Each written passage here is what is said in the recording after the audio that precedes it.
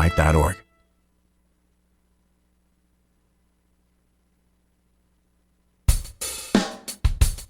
You take a seed, you plant it, you grow it, you dry it, you roll it, you smoke it, and it goes down smooth. Hey! Spanning the continent to bring you the truth about cannabis and marijuana law reform. I smoke pot and I like it a lot. The Russ Belville Show, the voice of the marijuana nation. Now, here's your host, Radical Russ Belville. Good day, tokers and tokettes and non-toking lovers of liberty. It is Tuesday, November 24th, 2015, and it's got to be 420 somewhere in the world. We are ready for another great episode here on CannabisRadio.com. So glad you could all join us today. We've got another highlight, a fantastic speech from the International Drug Policy Reform Conference that took place last weekend in Arlington, Virginia, at the Crystal City, which is right there by the Pentagon. And it was Damon Barrett who came to speak about the European perspective on legalization of drugs and harm reduction. And he opened his speech with a very, very crushing insight, I should say, on the recent refugee crisis that is plaguing the world, that I shouldn't say plaguing, that is affecting the world here as the refugees are fleeing Syrian atrocities. We'll let him discuss that as we get into the half-past segment in what we'll be calling Across the Pond. Also on the show today, we'll have a chance to have a radical rant because I read something today that really got my blood boiling. It's an op-ed from a guy here in the state of Oregon who claims that since marijuana has become legalized, that means it'll be easier for his son to get ahead in the world because Oregon will be so filled with dopers. So, yeah, we'll take a look at that and dismantle as much of it as we can with the time that we have. Going along that same sort of line, in Reefer Madness Debunked today, we're going to do a look at another columnist, this one from the Christian Post, who summoned the ghost of Art Linkletter and the ghost of Richard Nixon. We're going to puncture a hole in the whole notion of social drinking that's used to defend why alcohol is legal and why marijuana is not. Also on the show today, we'll go behind the headlines to take a look at a new effort in California to help conserve water that is being used by the state's pot growers. It involves regulation rather than prohibition. What do you know? Regulation works. We'll take a look at that. But first, we'll get into the cannabis radio news in the headlines from the Associated Press. Today, we've got news from Denver pulling back on their restrictions on their residency. We'll give you the details there. Alaska also taking a look at its residency requirements for marijuana licensees. We've got a case from Illinois where marijuana money has been banned for political contributions. That's getting a First Amendment lawsuit.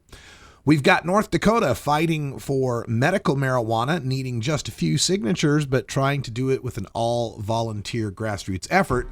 And turkey dinners being given away, being raised by a nonprofit here in Oregon that's having trouble getting someone to accept them because they're involved with cannabis. Yes, even when you legalize, it takes a while to erase the stigma. All that's coming up in our first hour. Then in hour two, it's Toker Talk Radio. You can call in live at 971-533-7111. The topics are open, and we'll discuss them right here on the voice of the marijuana nation. It's the Russ Belville Show.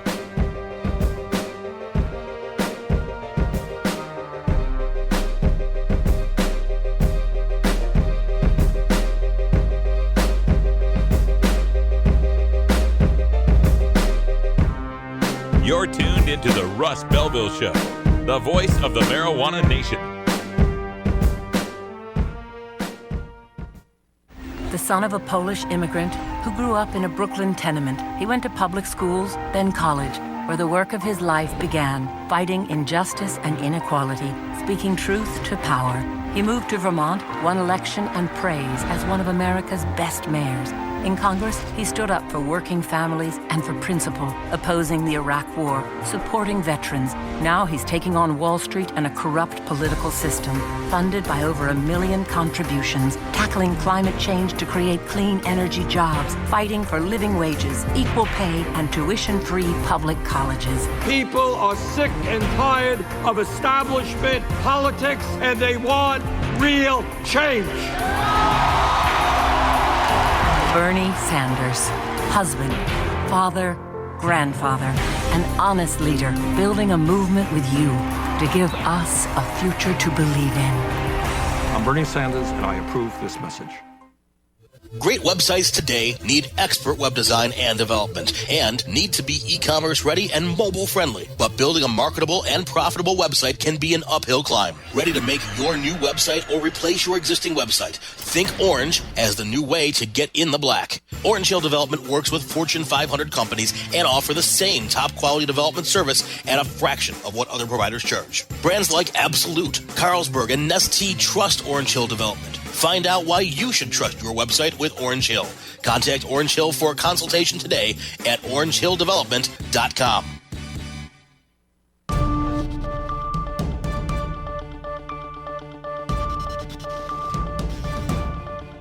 It's time for the Cannabis Radio News, covering the latest headlines in consumer cannabis, medical marijuana, and industrial hemp. Cannabis Radio News is now available exclusively at cannabisradio.com, featuring reporting from the Associated Press. Now, your marijuana headlines in 4 minutes and 20 seconds in the Cannabis Radio News. This is your Cannabis Radio News for Tuesday, November 24th, 2015. Denver city officials pulled back Tuesday from immediately seeking another 2-year moratorium on new players in the city's legal marijuana market, approving instead a 4-month extension to study the issue further. Only existing medical marijuana businesses have been able to open recreational dispensaries, grow houses, or edible manufacturers during the first 2 years of retail pot sales in Colorado. That restriction was set to expire on January 1st, but the city proposed extending it for 2 more years. Several marijuana business owners at Tuesday's 90-minute meeting said limiting the market even for a short time creates problem for those entrepreneurs looking to get into Denver's pot market. Though retail marijuana businesses have been limited to those already with a medical license, there has been an influx of applicants for medical licenses, with no appreciable increase in the number of medical marijuana patient registrations. The Alaska State Marijuana Control Board adopted new rules that could blow the door wide open to outside investment. Marijuana businesses must be 100% Alaskan owned, but the definition of what makes an Alaskan was changed from matching what is needed to receive a permanent fund dividend to matching voter registration requirements, which is far easier to achieve. The board voted to remove a cap on THC limits for marijuana concentrates. A prior draft version had capped THC at 76%. Marijuana can be packaged in such a way as to allow consumers to see the product before they purchase it in a retail store. Another big change Friday was allowing for marijuana retail licenses to have an area for on-site consumption of marijuana. An adult 21 years or older would purchase marijuana and consume it in a designated area on the store's premises, similar to a bar. 2 libertarian political candidates have asked a federal court to declare unconstitutional an Illinois ban on political contributions from the state's new medical marijuana industry. The candidates, Claire Ball of Addison and Scott Schluter of Marion, filed a lawsuit in U.S. District Court in Chicago last week in which they say they support marijuana legalization and want to solicit campaign donations from marijuana businesses. Illinois law bars such contributions. Ball is running for state comptroller. Schluter is running for state representative in Southern Illinois' 117th district. They argue that banning campaign donations from marijuana businesses infringes on the First Amendment's guarantee of free speech, citing among other cases the U.S. Supreme Court's 2010 decision in the case known as Citizens United. The ban on political contributions was among concessions sponsors made to pass the bill in 2013, said the former coordinator of the Illinois program. Supporters of a proposed ballot measure to legalize medical marijuana in North Dakota hope to start collecting petition signatures next week, the chairman of the sponsoring committee said. Riley Ray Morgan of Fargo said the corrected version of the petition was expected to be sent by overnight mail Tuesday to Secretary of State Al Jaeger, who will review it and, if everything is right, issue a letter approving the petition for circulation.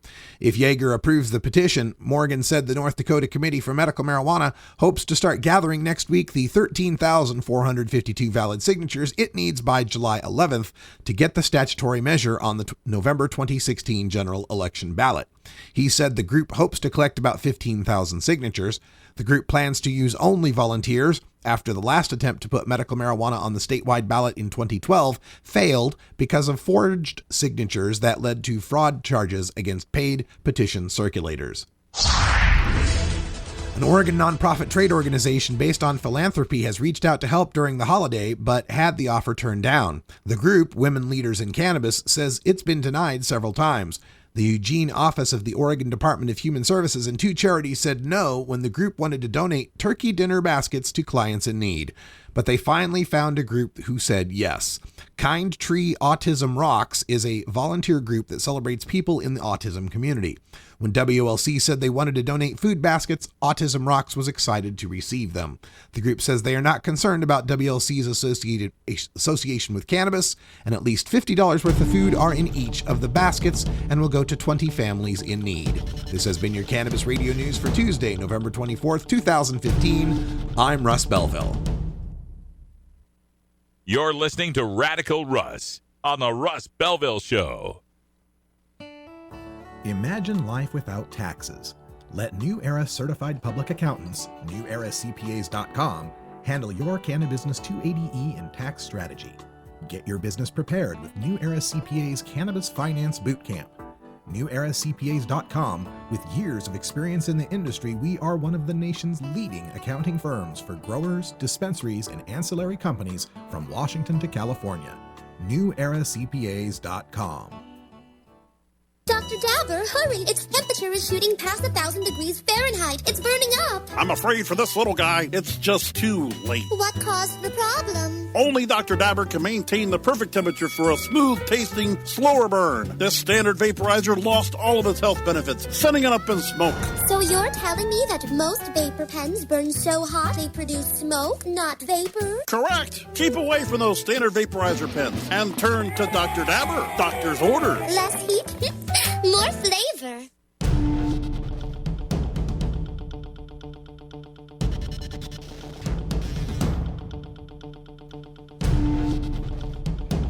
Welcome back, everybody. Time for us to go behind the headlines, where we can bring you some breaking news coming out of the state of California and their fight for the legalization of marijuana in 2016. Richard Lee, the founder of Oaksterdam University and the chief proponent of Prop 19 back in 2010, is now endorsing the Adult Use of Marijuana Act, the effort backed by a group of Silicon Valley funders led by Napster co-founder and early Facebook investor Sean Parker. This news comes to us directly from marijuana.com. It's an exclusive broken by Tom Angel. He, of course, is the stellar activist who recently delivered 100,000 petition signatures to the Drug Enforcement Administration, calling for the firing of Chuck Rosenberg for his "medical marijuana is a joke" comments.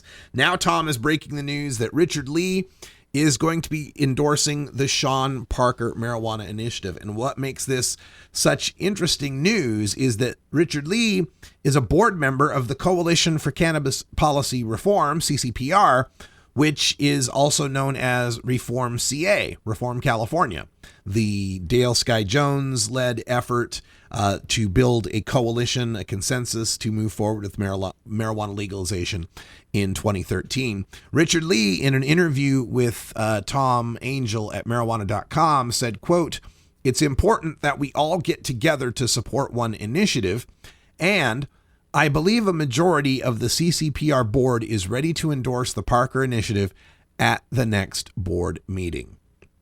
We shall see how that puts together. That's just your breaking news here in our Behind the Headlines segment. There has not yet been a comment from Dale Sky Jones. did not respond to comment in time for Tom's piece. I'll reach out to Dale as well, see if I can get comment from her before we head into the Thanksgiving holiday. Nate Bradley, who's on the CCPR board, he's the executive director of the California Cannabis Industry Association. They've been endorsing since Sean Parker filed. He says he's very excited about Lee's endorsement. It's important for CCPR to join the coalition so we can all stand in support as one unified voice, Bradley said. This will allow us to work together to make sure the AUMA, Adult Use of Marijuana Act, or the Sean Parker Initiative, is the best drafted initiative it can be. Drug Policy Alliance and Marijuana Policy Project have also signed on to support the Sean Parker Initiative. So it's beginning to look to me, folks, like that's going to be the thing. The Sean Parker Initiative is going to be the way people are going to move forward in legalization in California. Now, I know there's other initiatives out there, most specifically the Jack Herer Initiative, which would be the most wide-ranging and sweeping marijuana legalization possible. But the big money is going to go toward a legalization initiative that comports with the Cole Memorandum that gives us some measure of cover from the federal government stomping all over these legalization efforts. And when it comes to California, it's far too big a prize for us to be moving forward with the most radical of legalization proposals. It's really just tilting at windmills at this point, since I really don't believe that the Jack Herer Initiative has any sort of chance of making the ballot in California. The amount of money it is going to take to be able to get the signatures to get on the ballot is just staggering. And when you look at the Sean Parker group, in addition to Sean Parker being worth somewhere around $3 billion net worth himself, other people that are involved in this include the Pritzker family, members of the Pritzker family. Now, if you don't, those names don't sound familiar, just do some Googling. They are heirs to the Hyatt hotel chain. So kind of like Paris Hilton-ish, but a different hotel chain, right? Nick and Joby Pritzker. And last time I looked, there were, I can't remember the number of them, but there was more than 3 or 4 Pritzkers in the most rich families in America list. Plus, you got Graham Boyd, who is basically the man who advises the Peter Lewis estate, the progressive insurance billionaire. So the big money is already beginning to coalesce behind this Adult Use of Marijuana Act. And given what's already passed in 4 states, and some of this progress that these states are making, like Alaska allowing for on-site consumption, I think bodes well for being able to write those kind of progressive sorts of legalization initiatives, and get that passed in the state of California, set the precedent for the rest of the nation as we move forward into a future of marijuana legalization. What are you people? On dope? Well, yeah, a little. That's kind of my job, isn't it? Hey, folks, it's 20 after. That means it's 4:20 in the Mountain Time Zone, live here from CannabisRadio.com with my new handy telephone attachment for my cell phone. It's so 20th century, it makes me glow. We're back with some reefer madness to debunk right after this. Marijuana is not addictive, but listening to the Russ Belville Show is. Get .buzz. .buzz is the internet platform that fuels community interest, excitement, and new experiences. .buzz is the premier online destination for internet users seeking the latest news on a variety of topics. .buzz appeals to groups active in blogging, communications, journalism, advertising, and marketing. .buzz offers registrants a stronger alternative to the shrinking namespace of existing top-level domain names, such as .com, .net, and .org. Get your name now at get.buzz. Ganjapreneur.com, your guide to the cannabis business world. Ganjapreneur.com is a comprehensive resource for cannabis professionals and entrepreneurs. Download the Ganjapreneur app on your smartphone or tablet to catch up on cannabis industry news, scroll through our daily job listings, and learn about successful cannabis companies, executives, and investors. Ganjapreneur.com, helping Ganjapreneurs grow.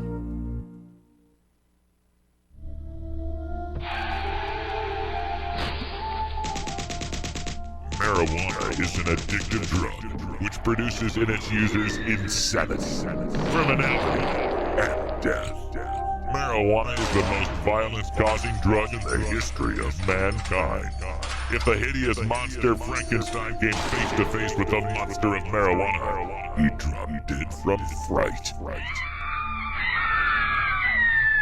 You know, it's not easy countering 7 decades of propaganda in a 2-hour show, but let's try. It's time for the Russ Belville Show's Reefer Madness Debunked. All right, folks, we got to jump head first into this one. It's a column from the Christian Post entitled More on Marijuana Madness, and it's a follow-up to a column they printed earlier called Marijuana Madness. The column here is written by John Stonestreet. So I love the name, Stonestreet. Works for me. And John complained about the rush, the accelerating push for legalization, and said we ought to slow down here. Why such a rush? Because 1, marijuana use is addictive, and 2, marijuana use may produce deeply pathologic consequences. Okay, well, first of all, I love this idea. Why the rush to legalize marijuana? As if Keith Stroup hasn't been trying to do this since 1971. That, 44 years is no rush, John Stonestreet. It's a snail's pace. And this idea that marijuana is this brand new thing. Oh my God, we better not rush into it. Suddenly there's this new thing called marijuana. We better start taking a look at it. As if there's not over 20,000 published studies on PubMed, peer-reviewed studies, scientific studies, meta-analyses, etc. on PubMed. You just go to the search, you type in CANNIB asterisk, you get cannabidiol, cannabinoids, cannabis, anything with a cannab in it. You get over 20,000 studies. And as if we don't have 7,000 years of recorded human history with this plant.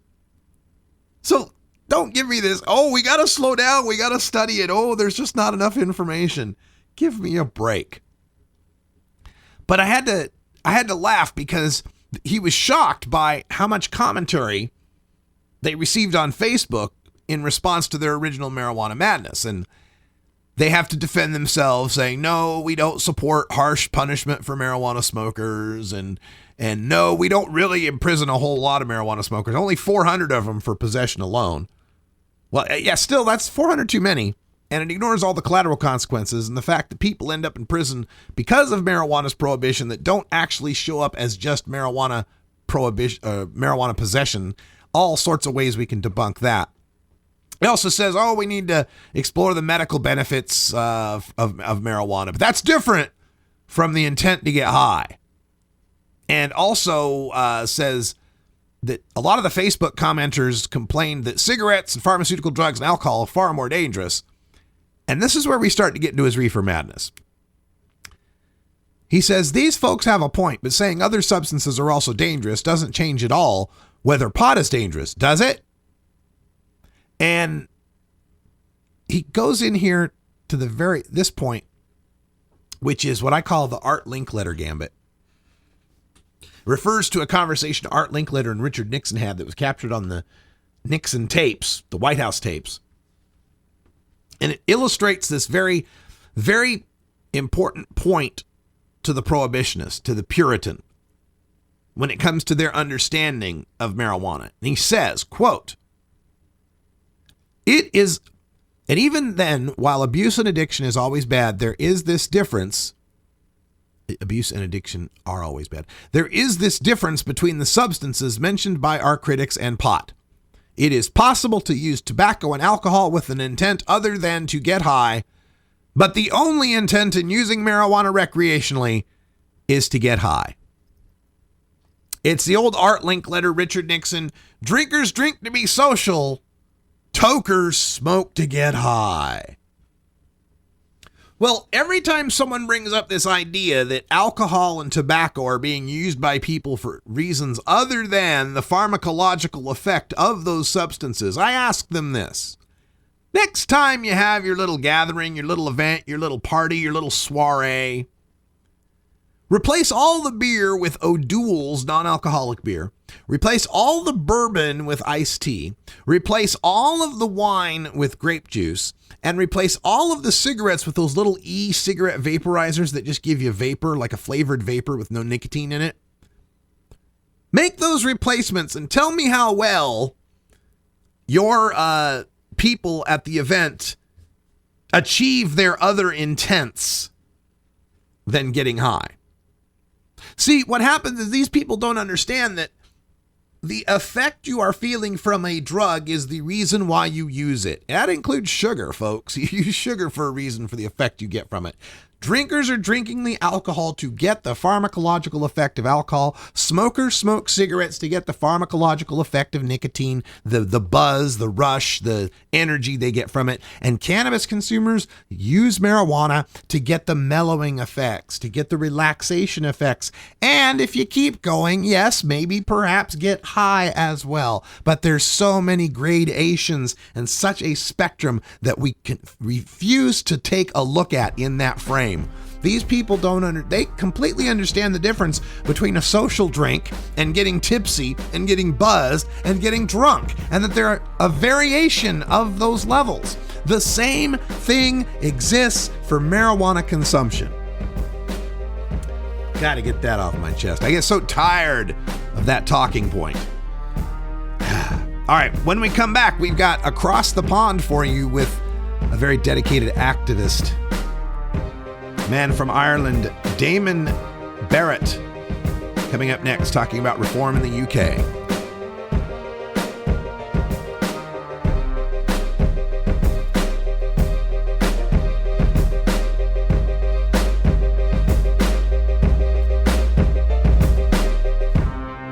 You're tuned into the Russ Belville Show, the voice of the marijuana nation.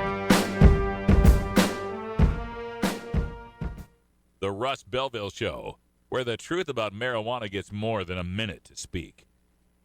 Hey everybody, it's Radical Russ here from 420 Radio, inviting you to be like me and get your ink done at Lucky Horseshoe Tattoo, Fort Worth's most female-friendly, clean, sterile, awesome tattoo shop. Thomas and his crew are true artists who can design you a custom piece or use a design you bring in. Lucky Horseshoe Tattoo also offers all styles of tattooing as well as piercings and all-around fun. In the DFW area, stop by Lucky Horseshoe Tattoo and tell them Radical Russ sent you. Trust me, it'll feel awesome. Your connection to quality cannabis insurance services is spelled K-A-E-R-C-H-E-R. That's Karcher Insurance. We have worked with ventures like cannabis for over 60 years. We're proud to represent over 50 companies with tailor-made cannabis plans for owners just like you to insure your product, your plants, and your pursuits. K-A-E-R-C-H-E-R spells out their full-service insurance services, ranging from commercial to bonds, to personal, from life to health, and more. Contact the team at KarcherInsurance.com and let our experience work for you. That's K-A-E-R-C-H-E-R Insurance.com.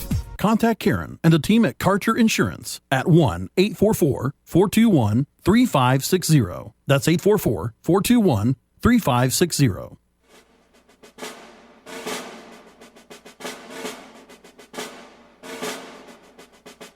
One of America's leading exports over the past 50 years has been the global war on drugs. Through UN treaties, we have bent the world to accept our marijuana prohibition.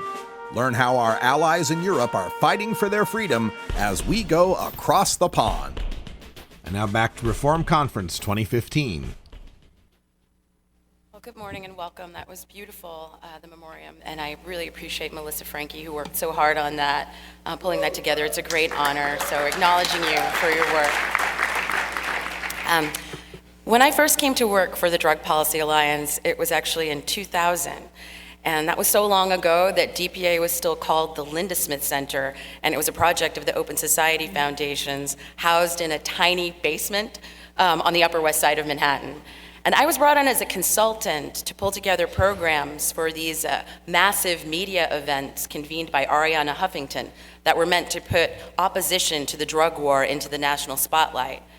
At the time, I thought I knew very little about drug policy. My background was in international human rights, but I was charged with pulling together the program for these events that were meant to inspire the uninitiated and get them to care about this issue. And in the process, I found myself becoming very passionate about this cause. I met Gus Smith, the father of Kemba Smith, the remarkable woman you met yesterday at the morning plenary, when he came to speak at one of the events to advocate on her behalf because Kemba was still incarcerated. I met medical marijuana patients fighting so hard for the medicine they needed to survive. I met people from Latin America whose lives were devastated by the violence caused by the drug war and prohibition throughout the region. And I met drug users who were pushed to the margins of society and denied basic humanity and dignity. I came to realize that this was all connected to my own life, my own community, my family, and the impact and the harms the drug war had had upon us. And not only was the drug war a human rights issue, but one of the principal instruments of violating human rights around the globe that affects each and every one of us. So it's my honor to be here today to present a series of incredible speakers who are really fortunate to have with us today, who will talk to you about the impact of the drug war across the globe and its impact on human rights.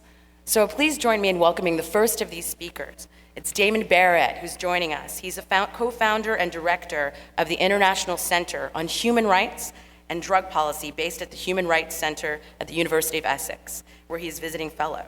From 2007 to 2014, he worked at Harm Reduction International, leading the organization's human rights strategy, and as deputy director from 2012 to 2014. He is now a PhD researcher at the University of Stockholm, and he lives in, and he helped me in pronouncing this, Gothenburg, Stockholm, Sweden. It's not easy to say, looks like a different way than it's pronounced. Thank you, Sweden, for being hard for us. But Gothenburg, Sweden is where he lives. So join me in welcoming Damon Barrett.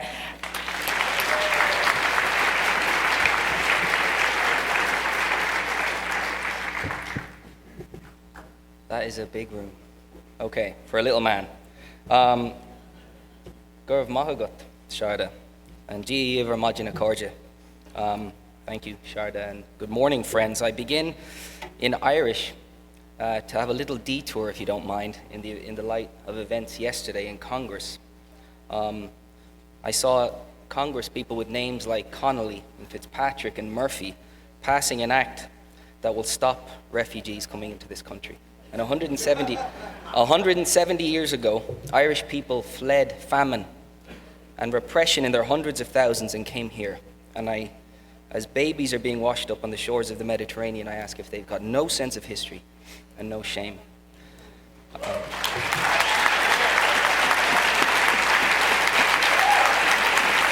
So, listen, speaking of Ireland, okay, Catholic Ireland, we legalized same-sex marriage through a constitutional referendum, recognized the legal status of transgender people, and are probably having safe injection facilities next year. So things change, right? These are not things the Vatican likes. But as I speak, there are more than 10 million people in penal institutions around the world, and we don't know how many, but it's likely millions for drug offenses. Right now, we're going to miss global HIV targets by decades, because we flush our money down the ineffective and abusive sinkhole of enforcement rather than investing in harm reduction. Right now, billions, 4/5 of the planet, mostly in the developing world, have little or no access to basic medicines for pain. This is people with cancer, people who have been in accidents or undergone surgery. Right now, hundreds of thousands of people are displaced because of drug-related violence, perhaps millions, and crop eradication campaigns. And on average, today, tomorrow, the next day, and for the rest of the year, 2 or 3 people will be executed for drug offenses in the world. So, we could read the human rights indictment of the drug war all day. In fact, many of you have experienced its worst abuses. And you could read your own indictment. And here's the kicker. If this were a trial, if this were that, all of these facts would be stipulated by the other side. Nobody denies it's happening. The only disagreement is what's driving it, who's to blame, and what drug policy reform can do about it. So that's what I'd like to speak to, and a whole conference could go on this, but I'm going to focus on the international regime, but through that I hope there's some resonance with national systems. So I know talking about treaties can be tedious and boring, but I want to just make two important points. The first is that international law and treaties matter. They do important things. The Refugee Convention is more important than ever. But like any other legal system, there's good laws and there's bad laws. And in this case, we have 3 drugs treaties which enshrine a certain strategy for how to deal with drugs. And what they require states to do is hugely risky from a human rights perspective. So let's look at why. States have to ban private behaviors. They have to ban indigenous people from doing what they've been doing for millennia. They have to stop religious minorities from pursuing their beliefs. They have to conduct surveillance, arrest people, prosecute them, extradite them. They have to eradicate crops. They have to ban certain forms of expression because of an ill-defined idea of incitement to use drugs. This is what was signed up to. And it's done, and it's all carried out under a so-called principle of shared responsibility. This has been the wording for many, many decades in the UN, and usually used to resist reform. We have shared responsibility to control drugs. Well, who takes shared responsibility for everything I just listed? Who takes shared responsibility? Who shares it for the human rights consequences of what's happening? Ethan said yesterday everyone went along, right? Well, no matter what they say now, and no matter how friendly some of our governments are, they went along too. And they went along for decades, so every state has to answer for it. Because it's too easy to say, look at China, look what they do.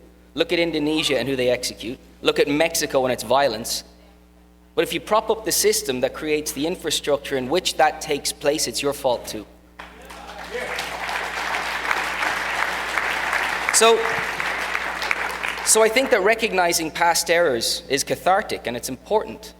And that includes governments who maybe now see some flaws in this system and want to change it. They have to recognize their own responsibility in creating it. In the In Memoriam, we saw Niels Christie. Well, Niels Christie didn't just refer to drugs as a good enemy. He said it was a perfect enemy. Because a perfect enemy sets up an extraordinary threat that requires extraordinary responses. It doesn't ever die. It never goes away. And it's a moving target. So we had opium, we had marijuana, we had cocaine, crack, novel psychoactive substances, and so on. And the thing is, this is a huge human rights problem, because if you identify an extraordinary threat, point the finger at who's to blame for it, human rights abuses are coming and they're exceptionally easy to justify. And a final point about a perfect enemy. The extraordinary responses should not be those that threaten the powerful. So it helps to justify the abuses if the victims are minorities. It helps if they're in the global south, and connecting the dots, it really helps if they're poor. And that's what we have. Today, in fact, I'm going to a film screening. There's a fantastic man called Albie Sachs who's speaking. He was a judge on the Constitutional Court of South Africa, and before that, an anti-apartheid freedom fighter. Now, in 2002, he wrote a wonderful dissent in a case about cannabis use among the Rastafari. The majority of the court said that a religious exemption for this already maligned religious minority would threaten the broad prohibition that was in place, and it would undermine South Africa's ability to live up to its treaty obligations. Sachs said, no, hang on. This goes against the tolerance of diversity that is central to the entire constitutional project. And this is important, it represented a thumb on the scales for ease of law enforcement. Now, that for me is an important lesson, because that's exactly what the UN drug control treaties are. And importantly, that's what they were intended to be, especially the Drug Trafficking Convention. It was intended to make enforcement easier. And this, for me, is an enormous human rights problem, because part of the human rights movement is to resist the arbitrary, capricious overreach of state power into our lives. And the treaties, in many ways, legitimize that, make it stronger in international law. And that's a major problem for these treaties. And I think a taboo, if we're going to break them, that likely wouldn't come up at the UNGAS next year. So, if the treaties, and if drug control is a thumb on the scales for ease of law enforcement, and then our job in solidarity is to put all of our weight on the other side of the scales, surely. And doing that requires considerably more than arguments about personal freedom. It requires considerably more because a person, in fact, because I mentioned it, in apartheid South Africa, they used to say, no freedom without bread, and no bread without freedom. A starving person is not free. A person working 3 minimum wage jobs is not fully free. When people's life chances, their opportunities are so curtailed by poverty, they are not truly free. And I'm talking, of course, about economic and social rights, not just civil rights, for what we do and how important it is.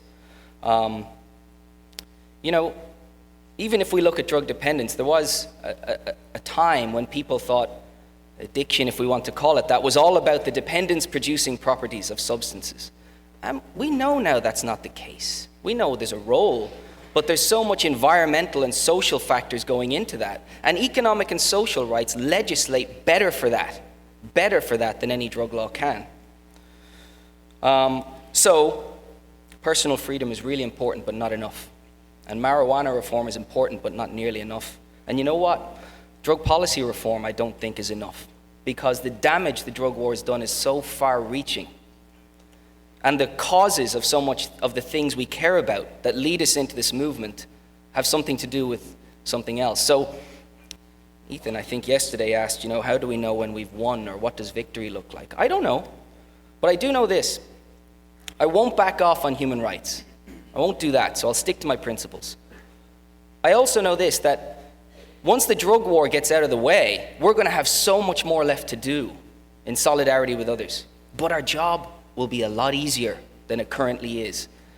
Now, I began 170 years ago. I'm going to go back further. According to the Spanish artist Goya, the sleep of reason produces monsters. Or, as he clarified, the imagination without reason will bring about impossible monsters. Now, people stood at this podium yesterday and described things that happened to them that should be impossible in a free society, that should be impossible. Life without parole for nonviolent offense. This should be impossible. But the imagination of a drug-free world has brought about its impossible monsters. But I think that HIV made a big noise and started to wake up reason in drug control, and harm reduction has become like that little buzzing alarm clock on snooze mode, reminding reason every 3 minutes or so to wake the hell up. And I think that the human rights consequences of the drug war now, it's more like a fire alarm. And there's no sleep anymore possible. And reason has to not only wake up, but stand up. And, Goya's image was actually imagination and reason combined will bring about wonders.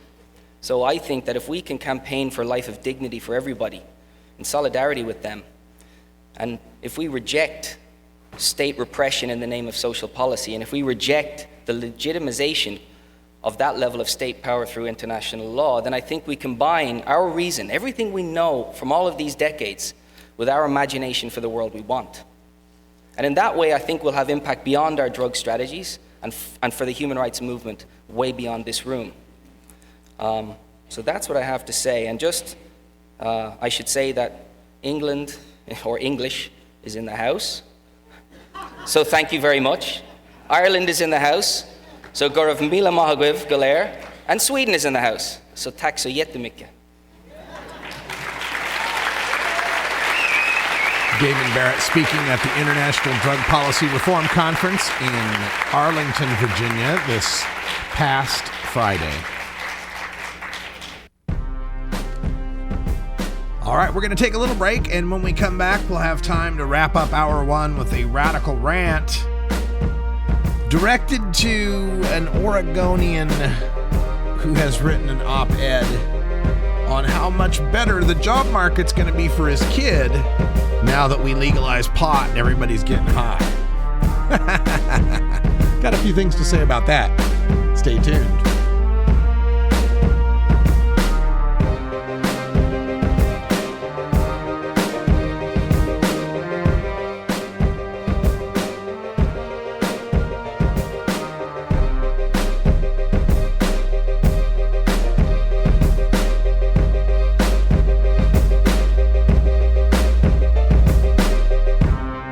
You're tuned into the Russ Belville Show, the voice of the marijuana nation.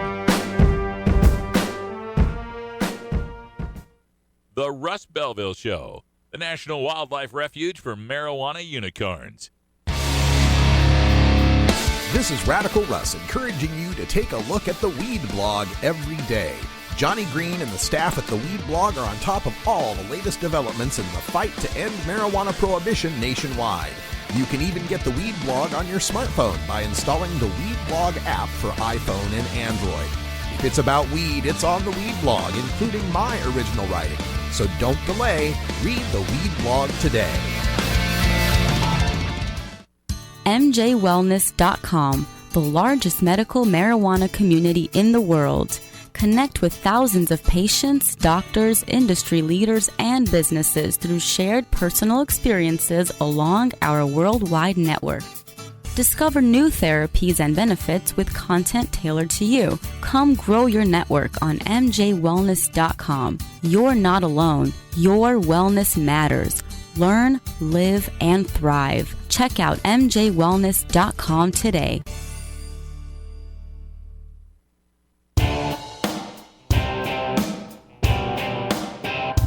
We must wage what I have called total war against public enemy number one. I support a change in law to end federal criminal penalties for possession of up to 1 ounce of marijuana.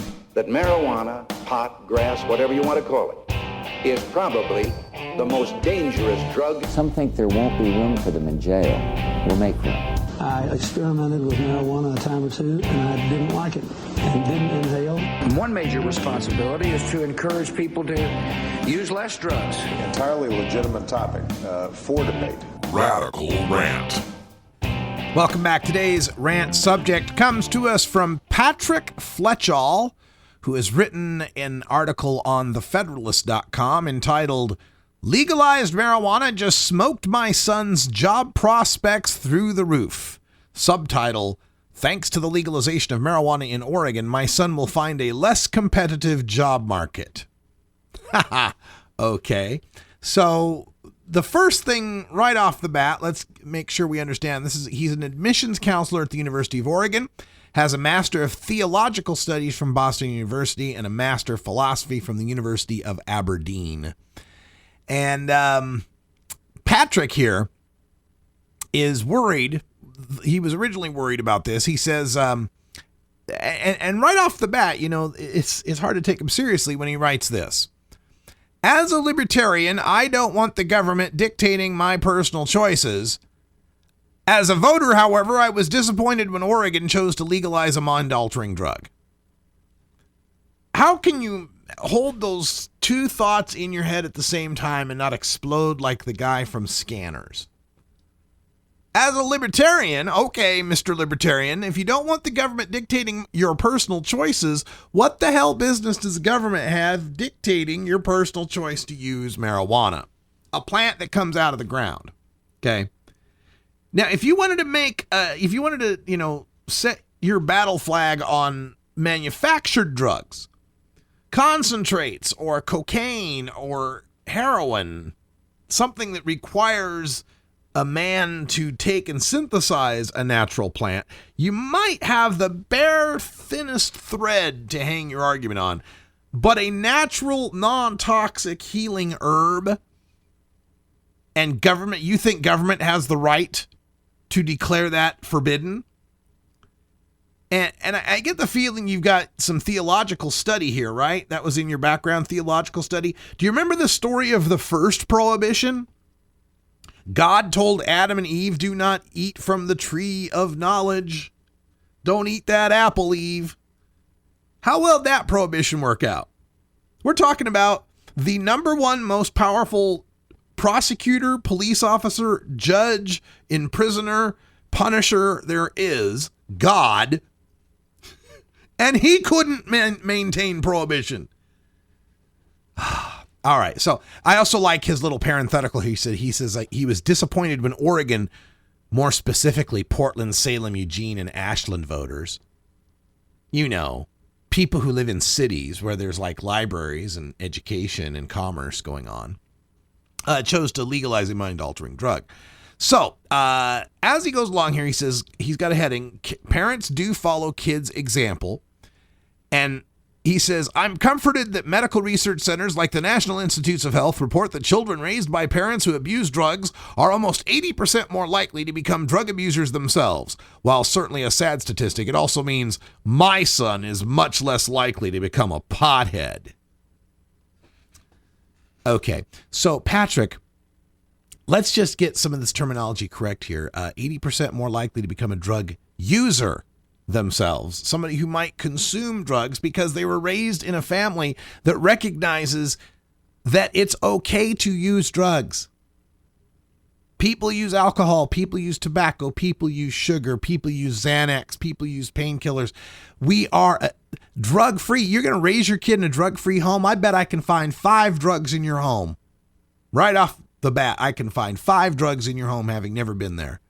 Oh, but that's different, right? Because those are medicines, or that's caffeine, or that's trans fats, or whatever else that you don't consider to be drugs, but most certainly are, and more likely to be harmful than the marijuana that you're railing about. He goes on to rail on the recreational marijuana stores, and then has this line, I pondered the environments these children will experience as they are taught the prevalent myth that weed is the same as or healthier than alcohol. Prevalent myth? Let's just get one thing straight here. Marijuana is safer than alcohol. It doesn't matter what you want to measure. He's got a couple of hyperlinks here that go to these little studies that say this, that, or the other thing. And whatever harm they want to stipulate from marijuana is a harm that alcohol use creates in spades. They want to play this straw man argument, right? Well, they say marijuana is harmless. Well, marijuana is not harmless. Who says marijuana is harmless? I'm not saying marijuana is harmless. I'm not saying water's harmless, or sugar's harmless, or fat is harmless, or eating red meat is harmless. No, I won't say any of those things. Every substance we put into our bodies has the potential for harm, especially a substance that's mind or mood altering. So no, I don't say marijuana is harmless, but compared to alcohol, far less harmful. And it's not even a debate. You can't debate this. This isn't like, well, this is this guy's opinion, this guy's opinion. No, it's just fact. It's just fact. It's just the fact that alcohol can kill you from a toxic overdose. Alcohol can kill you from a withdrawal if you're an alcoholic. Neither of those things can happen from marijuana. But then he goes on in his heading, the stats look bad for smokers, talking about unemployment and all of that, and making a federalist type argument here as far as, you know, too many regulations are scaring the businesses away. But the point that's salient to our talk here is, shockingly, research has shown that marijuana users have poor job performance. They report sick more frequently due to immune deficiency. Immune deficiency. Yeah, that's why there's so many of those medical marijuana states that allow you to use medical marijuana for AIDS, because marijuana gives you an immune deficiency. The idiocy these people actually believe. He continues saying, have trouble with memory retention. They lack work ethic and function at a reduced intellectual level most of the time. Oh, really? The challenge is still open. You, what's his name from Project Sam, Oregon? I don't care. Any one of you. Put together your mental challenge, a game of Jeopardy, Trivial Pursuit, chess, I don't care. And let's play. Sudoku, crossword puzzles, Scrabble, let's go. If, after all, I'm functioning at a reduced intellectual level most of the time. And this idea of lack of work ethic, I have been on the road 100 days this year, 60,000 air miles to 33 cities. I've produced over 200 articles this year alone. I've produced at least 200 shows this year. Please tell me more about lack of work ethic and reporting to work sick. Please tell me more about that. So his point is that his son is going to be drug-free, and he says, from an employability perspective, it's never been a better time to be drug-free. Combined with the fact that marijuana users, male or female, have an increased likelihood of sterility, my odds for raising a professionally successful son jumped dramatically on October 1st. Ha! Yeah, sterility. That explains why Bob Marley has 12 kids. No, that's complete bullshit as well. Marijuana consumers have plenty of kids. Have you ever seen a hippie festival? Have you ever seen those little tie-dye kids running around? Clearly, we're having no trouble reproducing. He concludes by saying, my son may not grow up to be the smartest person in the room or the most educated or even the best looking, but he'll now statistically get a leg up on the competition. Now, he likely won't even need to be the most qualified. And that's the cap right on it for me. He admits that the more qualified people than his son will be locked out of the job market because of drug testing, because of these continued stigma against marijuana users that he's more than happy to promulgate. Well, what's going to happen here is eventually companies are going to recognize when they don't drug test, they get some pretty damn good workers, pretty talented people, pretty smart people. And they'll start to get a leg up on these businesses that maintain these anti-American, unconstitutional practices of seizing our urine to determine our fitness for employment. It's offensive and it needs to end. Thanks for joining us, everyone. That's Hour 1 in the books. Stay tuned for Hour 2, Toker Talk Radio. We take your calls live at 971-533-7111. For everyone here at Roll A Day Studios and CannabisRadio.com, I'm Radical Russ. Until next time, take care of each other, Tokers. This is the Russ Belville Show. The Russ Belville Show is blogging and podcasting daily at RadicalRuss.com. You grow it, you dry it, you roll it, you smoke it. You take a seed, you plant it, you grow it, you dry it, you roll it, you smoke it. You take a seed, you plant it, you